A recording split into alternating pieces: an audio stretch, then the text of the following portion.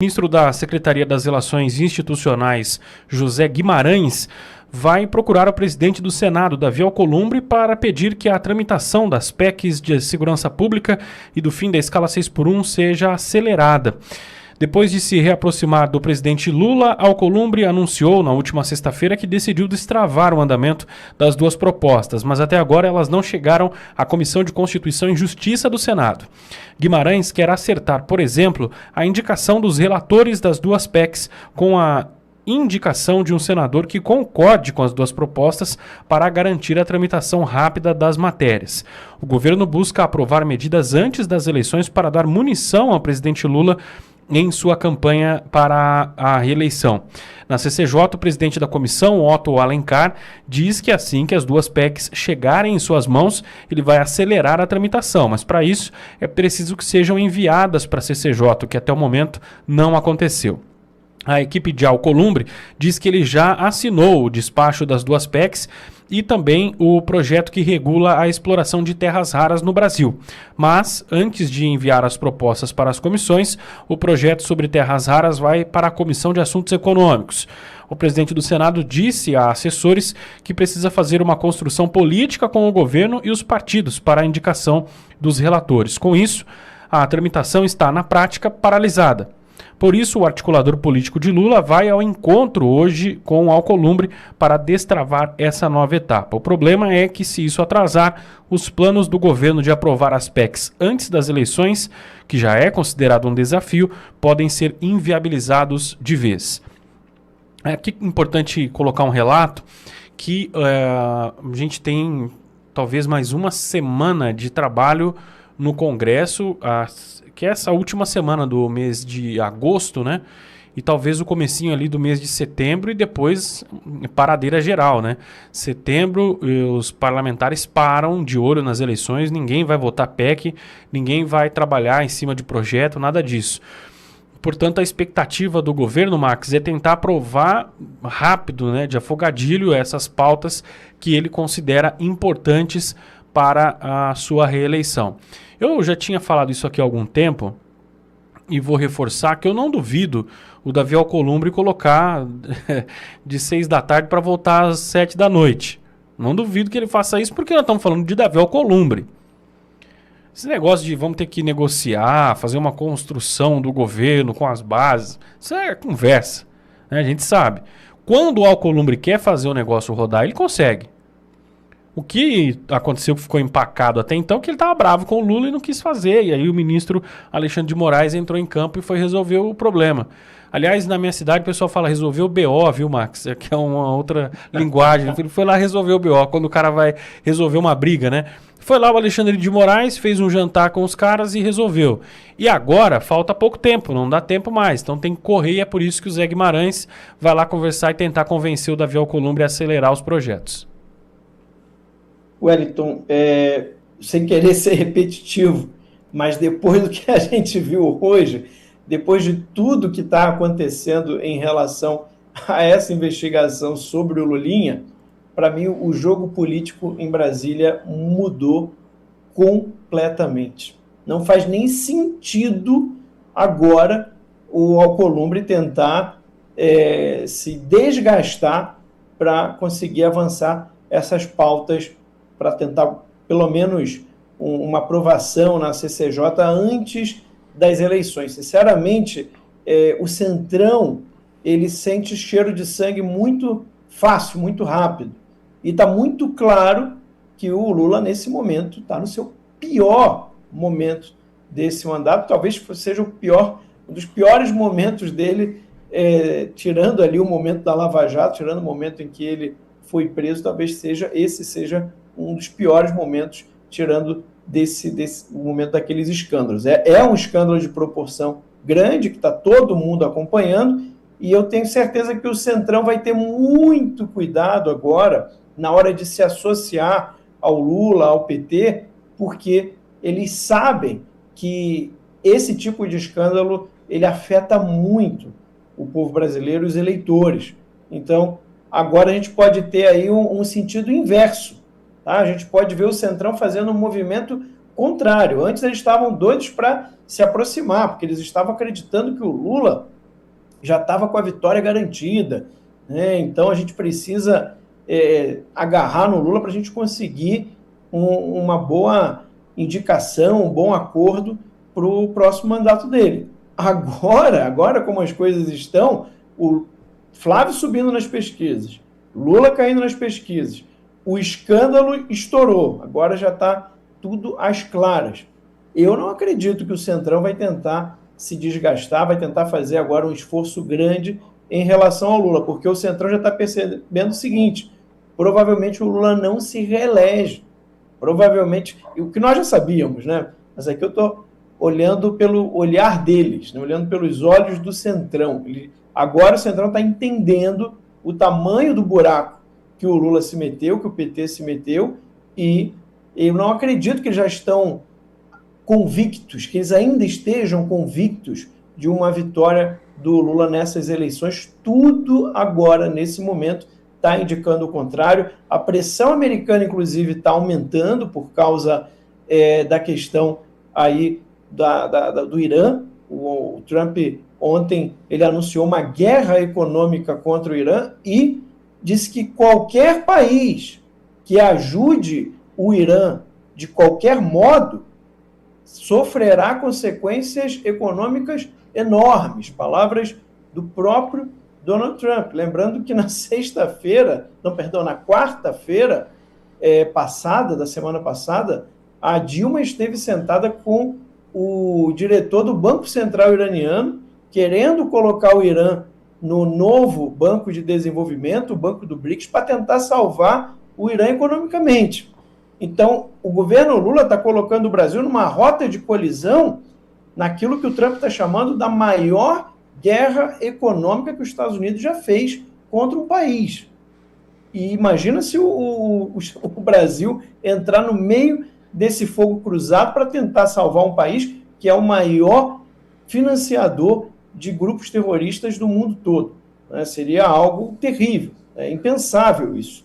Então, tendo em vista que as coisas estão mudando, que o cenário político, geopolítico, está extremamente desfavorável para o Lula, eu acho que aqueles acordos todos que provavelmente foram feitos entre o Lula e o Alcolumbre, primeiro naquele jantar reservado na casa do Alexandre de Moraes, depois os outros encontros que aconteceram, eu acho que se o Alcolumbre não for bobo, ele deve estar começando a pensar assim, provavelmente o Lula não vai conseguir cumprir nenhum desses acordos, porque ele não será presidente em 2027. Então, o sonho do Alcolumbre de ser reeleito como presidente do Senado no ano que vem está muito, muito longe de se tornar realidade nesse momento.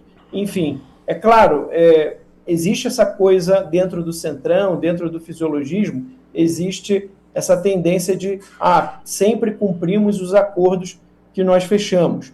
Mas a situação é uma situação muito crítica e ele pode sim começar a recalcular a rota, Wellington. Eu acho que nesse momento ele deve estar pensando que o mais prudente é dar aquela segurada, falar, não, olha, vai para a CCJ, ainda tem aí um longo caminho, as eleições estão chegando. Eu acredito que ele vai empurrar isso para depois das eleições, porque depois das eleições, o Flávio vencendo, todas essas pautas que o Lula quer colocar vão perder força, Wellington.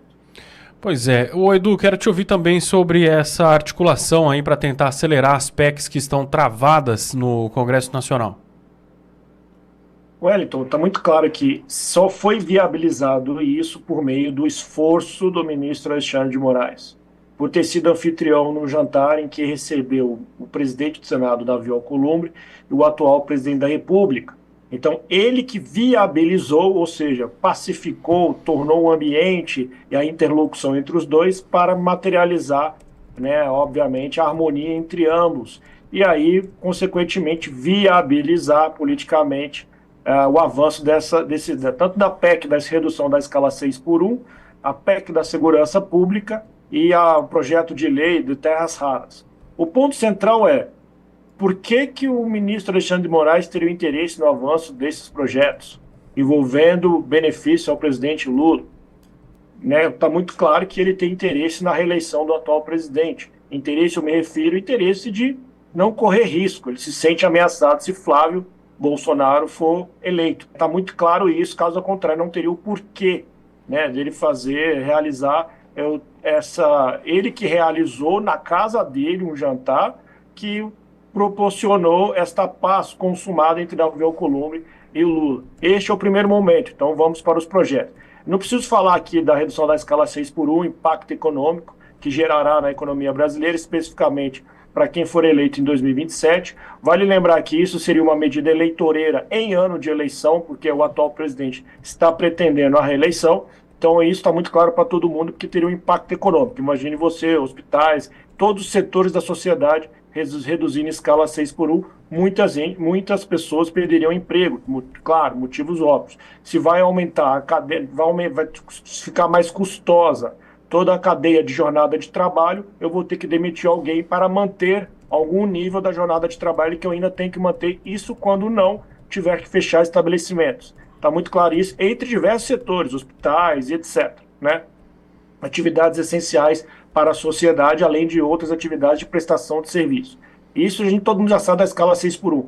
Da PEC da segurança pública. Está muito claro que por que o governo Lula, que se esforçou tanto para que o governo dos Estados Unidos não classificassem as facções terroristas, narcoterroristas aqui, tanto o PCC quanto o Comando Vermelho CV, como grupo terroristas, por que o governo Lula se esforçou tanto, mas agora ele oferece uma proposta de emenda à Constituição com a finalidade de segurança pública? Óbvio, a gente sabe, quando o marxista faz alguma coisa envolvendo a segurança pública, tem algum jabuti, como é utilizado na expressão coloquial, né, tem algum pepino nessa situação. A PEC de segurança pública é justamente concentrar na União a coordenação da segurança pública do Brasil. Esta é a verdade. Tanto que usam sempre aquele argumento de que os estados e municípios não podem ser ilhas institucionais. Então era necessário que a União coordenasse o sistema do combate mais eficaz, né, contra o crime organizado. Qual é o interesse do atual presidente da República nestas circunstâncias, tendo em vista que ele foi contra a classificação destas facções como terroristas, o que facilitaria o combate ao crime organizado e o desmantelamento de toda a operação transnacional, ou seja, que ultrapassa os limites do país. A atuação do PCC em outros países e Comando Vermelho, consequentemente, além de envolvimento com grupos terroristas, né, como o Hezbollah, que já foi amplamente denunciado, e isso desde 2017 já é denunciado, além da parte comercial, a parte de lavagem de dinheiro. Então, por que o Lula foi contra isso, mas agora ele é a favor da PEC de segurança pública?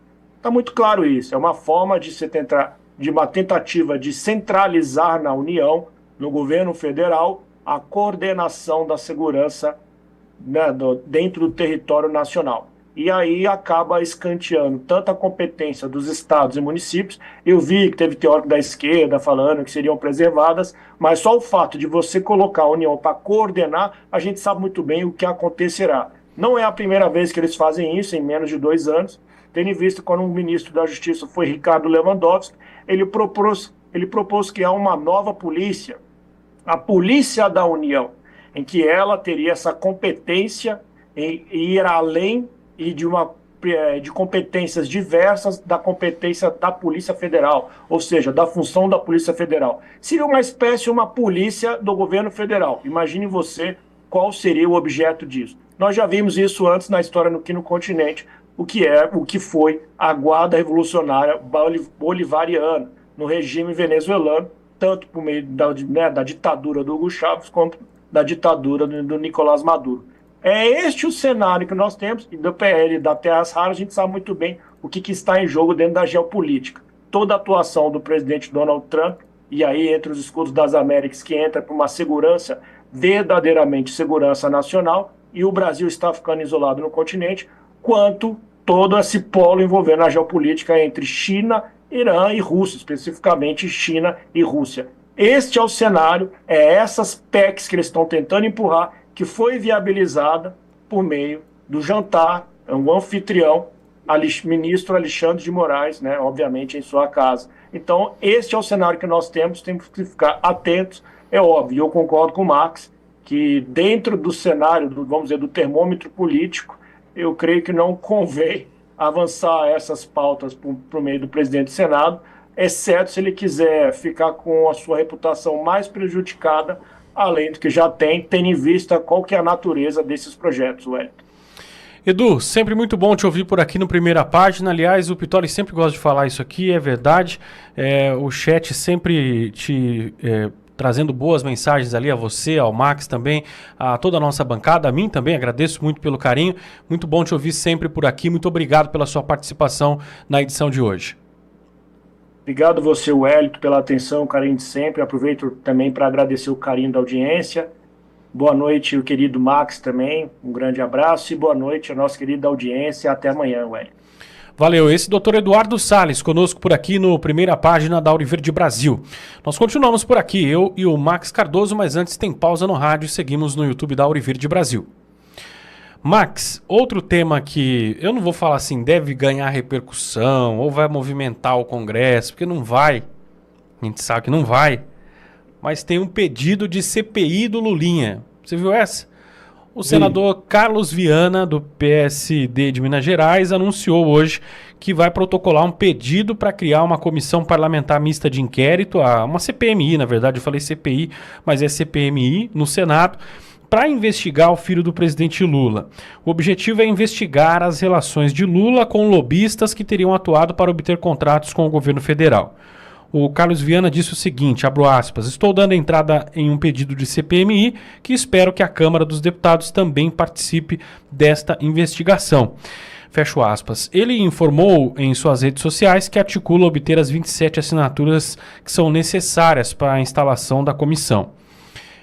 Max, você acredita nessa possibilidade? Uma CPMI é também um movimento que é desgastante, tanto para os parlamentares, para quem participa, quanto para o governo, e ainda mais em um período como esse, que é um período eleitoral. Nós estamos muito próximo das eleições e um movimento como esse, instaurar uma comissão como essa, poderia ser ruim não só para o Congresso, do ponto de vista de tempo para a realização, né, desse trabalho, como também para o governo. São 45 dias para as eleições, para o primeiro turno, e em Brasília só se fala em outra coisa, né? Só se fala em outra coisa. Ninguém quer saber de CPMI agora, mas o Carlos Viana está fazendo ali o seu papel e vai protocolar um pedido para tentar investigar ainda mais a fundo a atuação do Lulinha como lobista dentro do governo, e com a lobista, né, a Roberta Luxinger, dentro do governo federal.